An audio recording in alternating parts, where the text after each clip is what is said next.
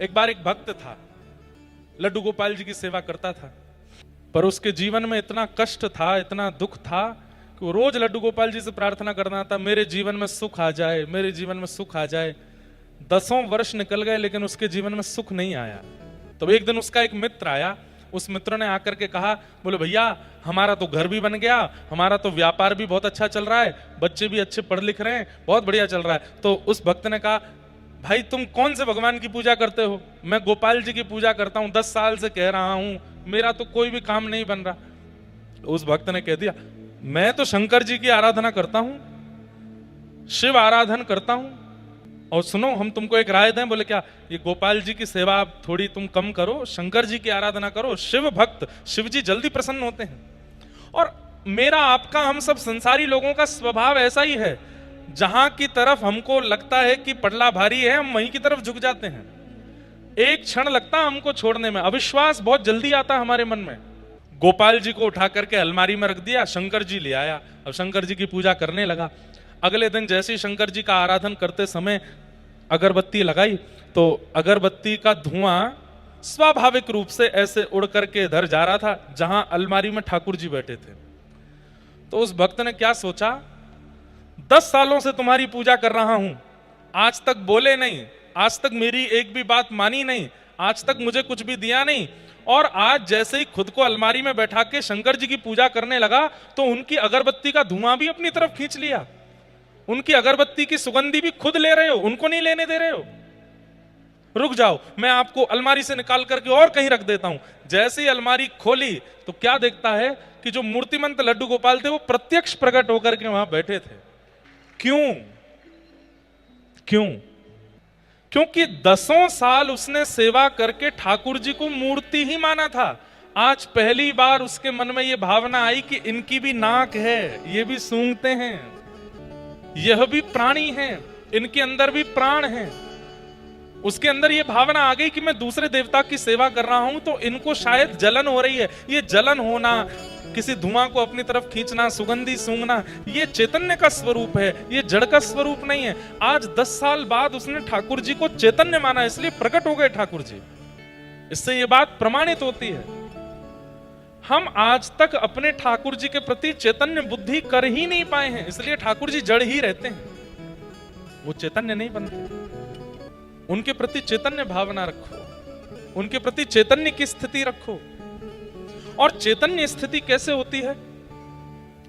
ठाकुर जी से कोई संबंध बना लीजिए, ठाकुर जी को अपना कुछ मान लीजिए, उनके प्रति चैतन्य बुद्धि रखने लगोगे तो ठाकुर जी की गतिविधियां होने लगेंगी। कभी आंखें भी टिमटिमाएंगे, कभी हाथ भी चलाएंगे, कभी पैर भी चलाएंगे, कभी बोलने भी लगेंगे। जितने भी भक्तों का नाम लीजिए, एक भी भक्त ऐसा नहीं है जिसने मूर्ति पूजा की हो। सब भक्तों को चैतन्य भगवान ने दर्शन दिया। क्यों? क्योंकि उस भक्त ने ठाकुर जी के प्रति कभी जड़ बुद्धि रखी ही नहीं। वो ठाकुर जी को चैतन्य मानता है, हम जड़ मानते हैं। ठाकुर जी जड़ नहीं है, चैतन्य है। व्रज में एक महात्मा यमुना स्नान कर रहे थे। भोली भाली 2 सखियां आपस में बात कर रही थी। बोले, अरे मैंने तो ऐसा सुना है कि इन संतन के पास भगवान हो में। दूसरी बोली, दिखाई तो देना रे। ब्रजभाषा बोले, समझ जाओगे आप लोग। दूसरी बोली, दिखाई तो देना रे। बोले, ऐसे ना दिखाई दे, ये जो इनको झोला है ना, जो ये टांग के चले, या के भीतर है भगवान। तो संत जैसे ही यमुना स्नान करने गए, दोनों भोली भाली सखियां गईं और उनका झोला खोलने लगी। तो झोले में से गीता जी निकली, रामायण निकली, कमंडल निकला। तभी एक छोटा सा एक बक्सा था, वो छोटे से बक्सा को जैसे खोला तो उसमें लड्डू गोपाल बैठे थे। तो दोनों सखी बोली, अरे देख देख देख देख, मिल गए ठाकुर जी। तब पहली सखी दूसरी सखी से बोली, अरे देख, या बाबा ने छोटे से बक्सा में ठाकुर जी रख दिए तो ठाकुर जी के हाथ पैर टेढ़े मेढ़े है गए, और लड्डू गोपाल तो ऐसे ही रहते हैं। दूसरी बोली, मेरे पास घी है, मैं इनकी नेक मालिश करके इनके हाथ पैर सीधे कर दूंगी। और घी लेकर के आई और ठाकुर जी को मालिश करी, हाथ में लगा, पैरन में लगा, मुख पे लगा। अब उसके मन में ये नहीं था कि लड्डू गोपाल ऐसे ही रहते हैं, उसको था कि ये छोटे से बक्से के कारण इनके हाथ पैर ऐसे हो गए। इस भावना से घी लगाया तो ठाकुर जी सीधे हो गए, हाथ भी सीधे हो गए, पैर भी सीधे हो गए। इतने में ही वो महात्मा यमुना जी से निकल के आए। जैसे ही यमुना जी से निकले, वो सखियां वहां से भागी, अरे बाबा आ गए हो, बाबा आ गए हो। बाबा ने आगे कही, मेरा झोला निकाल लिया, क्या निकाला इसमें से? और जैसे खोल के देखा तो बक्सा रखा था। उनको डर लगा कि कहीं ठाकुर जी तो नहीं ले गए। जैसे ही खोल करके देखा तो जो लड्डू गोपाल थे वो सीधे खड़े थे, दोनों हाथ भी सीधे, पैर भी सीधे। बाबा बोले, ठाकुर जी तो मेरे हैं, 40 साल से मैं सेवा कर रहा हूं, लेकिन इनके हाथ पैर सीधे कैसे हो गए? उन सखियों को बुलाया, बोले मैं कुछ कहूंगा नहीं, इधर आओ, तुमने क्या किया था कि मेरे ठाकुर जी के हाथ पैर सीधे कैसे हो गए? तो वो सखी बोली कि बाबा, हमें तो ऐसी लगी कि आपने अपने ठाकुर जी इतने छोटे से डिब्बा में बंद कर दिए, उनके हाथ पैर मुड़ गए, तो हमें लगी कि हाथ पैर सीधे करने के आज घी की मालिश कर दें, तो हमने घी की मालिश करी तो ठाकुर जी के हाथ पैर सीधे हो गए। बाबा ने उन सखियों को प्रणाम किया, बोले मैंने प्रयाग में स्नान किया, काशी में स्नान किया, तीर्थ यात्राएं करी, बड़े बड़े यज्ञ किए, बड़े बड़े अनुष्ठान किए, 40 साल से नित्य इनकी सेवा कर रहा हूं, सब कुछ प्रस्तुत कर दिया ठाकुर जी की सेवा में, लेकिन जिससे ठाकुर जी प्रसन्न होते हैं, चैतन्य भाव, वो हृदय में नहीं ला पाया, इसलिए आज तक ठाकुर जी मेरे सीधे नहीं हुए।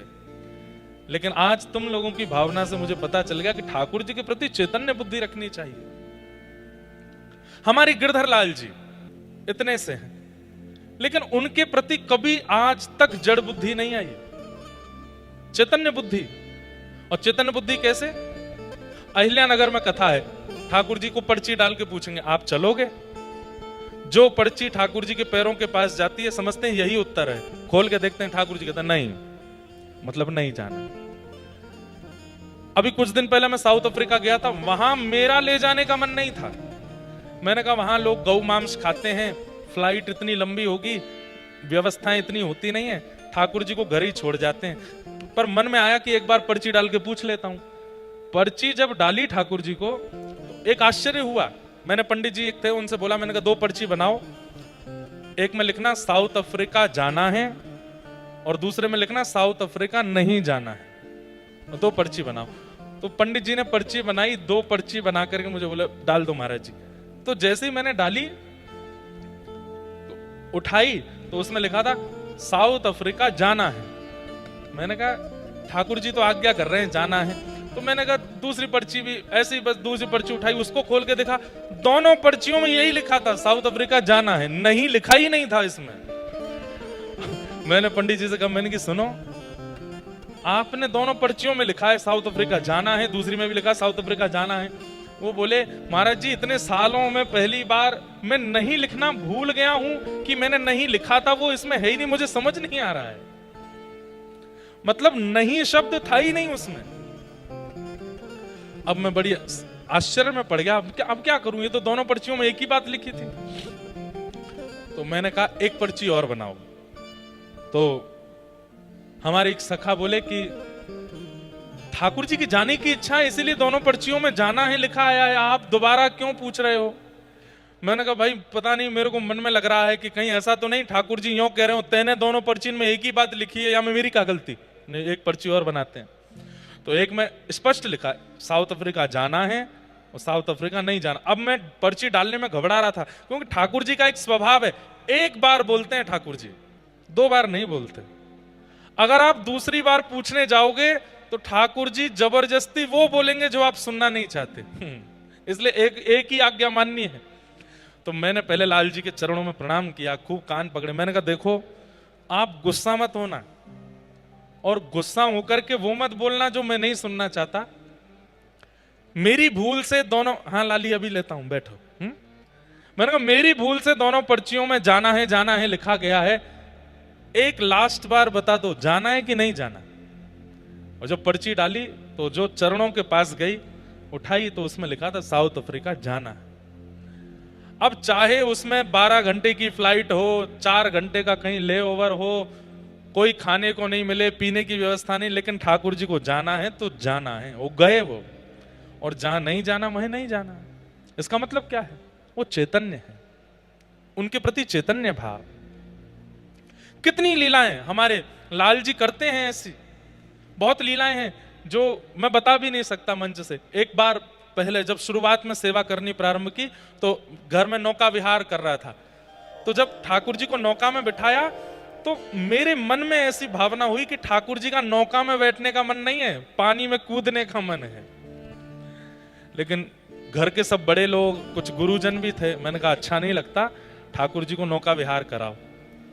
थोड़ी देर नौका विहार करते रहे। अचानक से, ये बात पहली बार बता रहा हूं मैं कथा में, कोरोना का टाइम था, एक भैया सामने बैठे, एक छोटा सा, हमने जो छोटे बच्चों का टब होता है ना, उसमें पानी भर के नौका विहार कर रहे थे। मैं यहां से नौका चलाऊं, धीमे धीमे वो पकड़े, फिर वो वहां से चलाएं। मैंने धीमे धीमे ऐसे लाल जी से कहा, मैंने कहा लाल जी, मेरे मन में तो आ रहा है कि आप कूदना चाहते हो, पर मैं नहीं कूदाऊंगा। आपका मन है तो अपने आप कूद जाओ। और आप सत्य मानिए, मैं, अब आप ये भी कह सकते हैं कि आपने नाव छोड़ी ऐसी होगी कि वो पलट गई होगी, मैंने नहीं छोड़ी थी, सामने से आ रही थी, उसी समय मैं सोच रहा था आपका स्नान का अगर मन है तो खुद कूद जाइए। और उन्होंने जैसे ही नाव चलाई, बिल्कुल सीधी आ रही थी, और अचानक से एक तरफ मुड़ी और श्री गिरधर लाल जी तुरंत नाव में। जैसे ही जल में गोता खाया, मैं दौड़ के, मैं जय, मैं लाल जी गिर गए, लाल जी गिर गए। सब बोले हो क्या हो गया, ठाकुर जी गुस्सा है ना।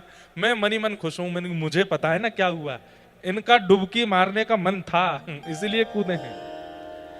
ऐसे सब भावनाएं कब प्रकट होती हैं? जब आप अपने ठाकुर को मार्बल का, धातु का, अष्ट धातु का, सोने का, चांदी का नहीं मानते, उनको चैतन्य मानते हो। वो चैतन्य है, वो चैतन्य है।